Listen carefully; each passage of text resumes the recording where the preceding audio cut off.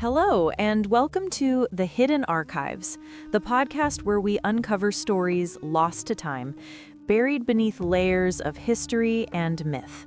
I'm your host, and today we're diving deep, literally, into the ocean of collective memory to explore one of history's most fascinating tales of vanished lands. Have you ever wondered why we're so captivated by stories of lost civilizations? Perhaps it's the mystery.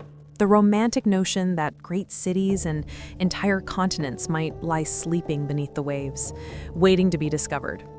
Today, we'll explore two such narratives that began separately but eventually merged into one powerful story: the scientific hypothesis of Lemuria and the Tamil legend of Kumari Kandam.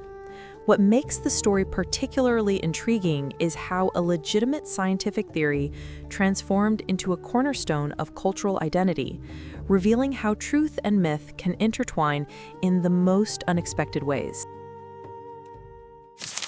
Our journey begins in 1864, when British zoologist Philip Sclater faced a puzzling question: why were lemurs found in both Madagascar and India, but nowhere in between?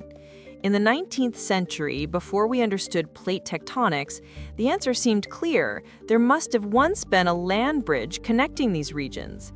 Sclater proposed the existence of a vast continent in the Indian Ocean that had since sunk beneath the waves. He named this hypothetical landmass Lemuria, after the lemurs that inspired the theory. For a time, Lemuria gained scientific credibility. Maps were drawn showing this lost continent stretching from Madagascar to India, and scientists used it to explain not just lemur distribution, but also geological similarities across distant landmasses. This was a period when lost continents and sunken land bridges were go-to explanations for biological and geological puzzles. But Lemuria was destined for greater fame than any scientific journal could provide. German biologist Ernst Haeckel, an influential Darwinist, took the theory further by suggesting that Lemuria wasn't just a land bridge, it was the cradle of humanity itself. According to Haeckel, our earliest ancestors evolved there before spreading across the globe. Suddenly, Lemuria wasn't just about primates, it was about us. The theory then took another turn when it caught the attention of Helena Blavatsky, founder of Theosophy.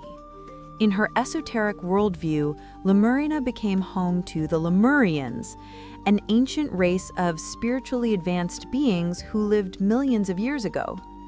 Blavatsky's writings transformed Lemuria from a scientific hypothesis into mystical lore, introducing it to occult circles worldwide. The continent had officially crossed from science to mythology. Interestingly, while Western scientists were developing their theories about Lemuria, a parallel narrative existed in South India. Tamil culture, one of the world's oldest living cultures, had its own legends of lands swallowed by the sea. Classical Tamil texts from the Sangam era, roughly 300 BCE to 300 CE, contain references to catastrophic floods that submerged territories south of present-day India.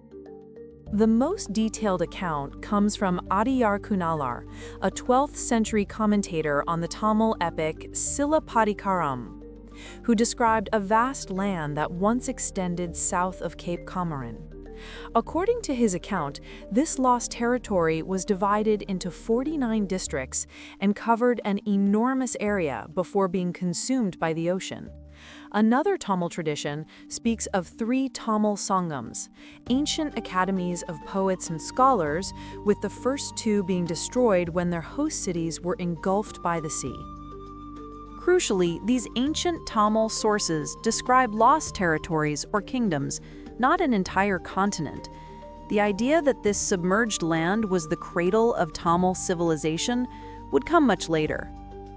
The fascinating convergence happened in the late 19th century when Tamil revivalists, educated under British colonial rule, encountered Western scientific theories about Lemuria. Here, they saw what appeared to be scientific validation of their ancestral lore.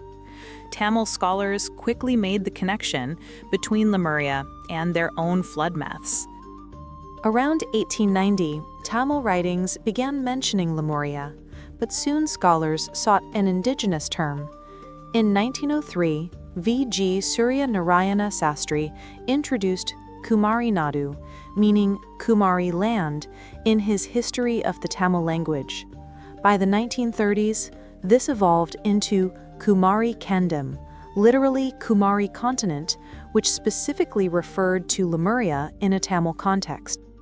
This synthesis was brilliant. Lemuria provided the physical scale of a submerged continent, while Tamil tradition supplied the civilizational content, a proud Tamil kingdom and culture lost to the waves. The two narratives had merged into one powerful story. By the 1920s, Kumari Kandam had become a cornerstone of Tamil nationalist ideology.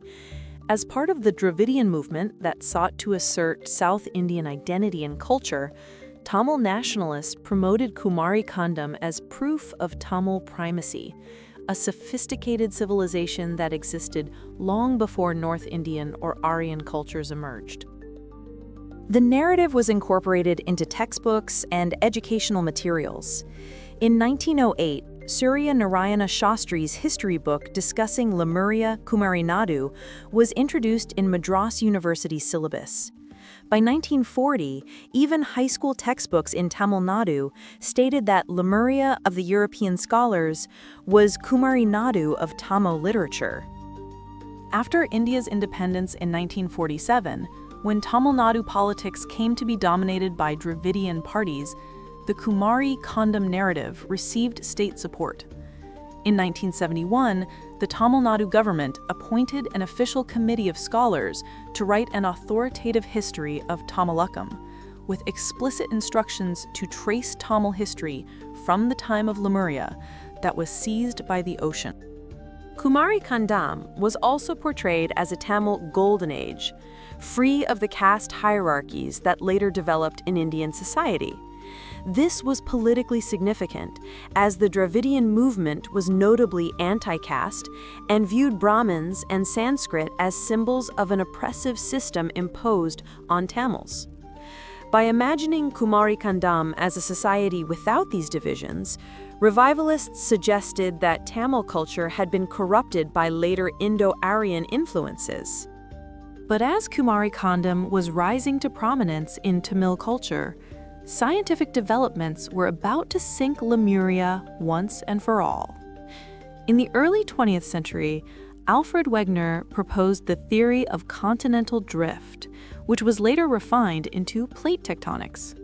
By the 1960s, scientists had mapped the movement of continental plates and understood that present-day continents were once joined in ancient supercontinents like Gondwana before drifting apart. This new understanding completely discredited the Lemuria hypothesis. There was no need to imagine a lost continent to explain similar fossils in India and Madagascar.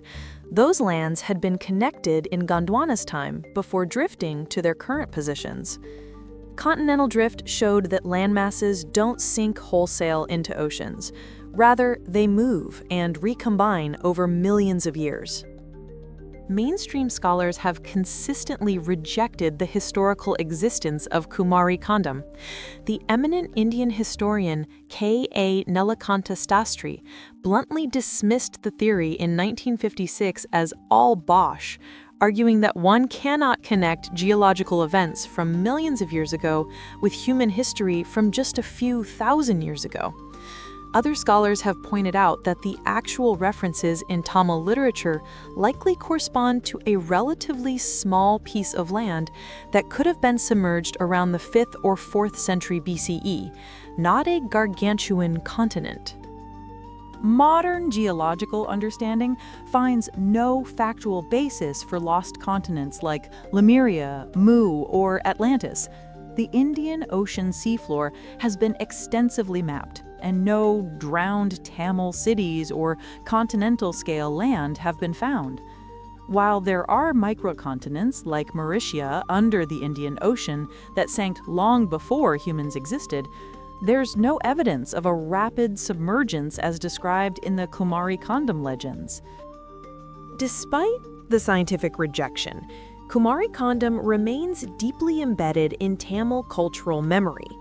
For many Tamils, it's not just a myth, but a meaningful part of their identity, a testament to the antiquity and greatness of their civilization. This phenomenon isn't unique to Tamil culture. Globally, we remain fascinated by lost continents like Atlantis and Mu, which continue to feature in popular culture, pseudoscience, and New Age beliefs. What does this enduring fascination reveal about us? Perhaps it speaks to our need for origin stories that connect us to something ancient and grand. In the case of Kumari Kandam, it provides Tamil people with a narrative of cultural pride and continuity, one that asserts their place as one of the world's oldest civilizations, with roots stretching back to a golden age now lost beneath the waves. The story of Lemuria and Kumari Kandam is a remarkable journey from science to myth, from a Victorian biologist's attempt to explain lemur distribution to a powerful symbol of cultural identity. Scientifically, Lemuria was a dead-end hypothesis, but culturally, it found new life in the hearts and minds of millions. As we've seen, the boundary between myth and history can be porous. Stories begin as one thing and transform into another, shaped by the needs and aspirations of those who tell and retell them. Whether or not Kumari Kandam ever existed as a physical continent, its reality in the cultural imagination is undeniable.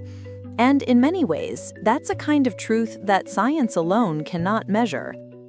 Perhaps that's the ultimate lesson from the hidden archives today, that stories, even when not factually true, can hold profound truths about who we are, where we come from, and what matters to us as communities and cultures. The waters may have claimed Kumari Kandam, but its memory continues to shape the landscape of Tamil identity. Thanks for joining me on this journey through time and myth on the Hidden Archives. Join us next time as we uncover another story lost to history, waiting to be rediscovered.